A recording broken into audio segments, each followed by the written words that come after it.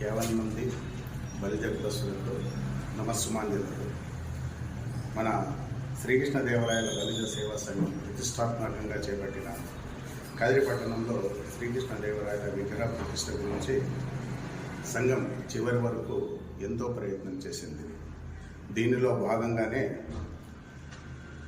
ప్రభుత్వ పెద్దలను పదే తరచుగా కలవడం జరిగింది. ఈ క్రమంలో సంఘ కార్యవర్గంపై ఊహించని విధంగా ఒక రాజకీయ పార్టీ కండువాలు పడ్డాయి. అంతటా కార్యవర్గము ఆ ఒక రాజకీయ పార్టీలో చేరిపోయిందని, కొందరు వ్యక్తులకు అనుచరులుగా మారిపోయామని ప్రచారం జరిగింది. దీనికి సంఘము ఎంతో విచారం వ్యక్తపరుస్తాం. మన సంఘము నియమావళి ప్రకారము మన సంఘాన్ని రాజకీయాలకు అతీతంగా నడుపుతామని, ఏ రాజకీయ పార్టీకి కూడా సంబంధం లేకుండా నడుపుతామని మన నియమావళిలో మనము పెట్టుకున్నాం. కాబట్టి మన ముఖ్యంగా ప్రెసిడెంట్ కానీ తర్వాత కార్యవర్గ సభ్యులు కానీ ఎవరూ కూడా ఒక రాజకీయ పార్టీలో చేరడం అనేది జరగదు. దయచేసి ఈ విషయాన్ని అందరూ గ్రహించవలసిందిగా కోరుచున్నాను. ముఖ్యంగా ప్రెసిడెంట్ అనేవాడు సంఘానికి కట్టుబడి ఉంటాడు. సంఘ నియమావళిని 100% ఖచ్చితంగా అమలుపరిచే విధంగా ఉంటాడు. అతని బాధ్యత చాలా క్లిష్టతరమైనది.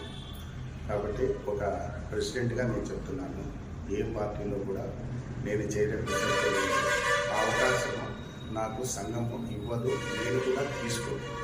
మరొకసారి మీకు అందరికీ విజ్ఞప్తి చేస్తున్నాను. కాబట్టి దీంట్లో ఏ రాజకీయ పార్టీలో చేరకూడదు, ఏ పార్టీకి కూడా బహిరంగ మద్దతు ఇవ్వకూడదు. అసలు రాజకీయ పార్టీలో తిరిగేవారు సంఘ కార్యవర్గంలోనే ఉండరు. మన సంఘము ఏ రాజకీయ పార్టీలోనూ చేరదు, ఎవరికి అనుచరులుగా ఉండరు. అన్ని రాజకీయ పార్టీలకు సమాన దూరంగా ఉంటాం. అట్ ది సేమ్ టైం మన శ్రీకృష్ణదేవరాయ బలిజ సేవా సంఘం ఆఫీస్కు ఏ రాజకీయ పార్టీ వ్యక్తి అయినా రావచ్చు. శ్రీకృష్ణదేవరాయ బలిజ సేవా సంఘానికి ఏ రాజకీయ పార్టీ అయినా కానీ వస్తే మేమైతే కాదనేది లేదు, సాధారణంగా ఆహ్వానిస్తాము. అది తెలుగుదేశం కావచ్చు, వైసీపీ కావచ్చు, తర్వాత జనసేన కావచ్చు, తర్వాత బీజేపీ కావచ్చు. ఏ రాజకీయ పార్టీ వచ్చినా మేము సాధారణంగా ఎవరైతే వస్తారో వాళ్ళ రిప్రజెంటేటివ్ ఖచ్చితంగా వాళ్ళని సాధారణంగా ఆహ్వానిస్తామని తెలియజేస్తున్నాం. మా గుర్తు, మా పార్టీ ఇది. జై శ్రీకృష్ణదేవరాయ, జై శ్రీకృష్ణదేవరాయ. దయచేసి అపార్థం చేసుకోకూడదని మనస్ఫూర్తిగా కోరుకుంటున్నాను. జై హింద్.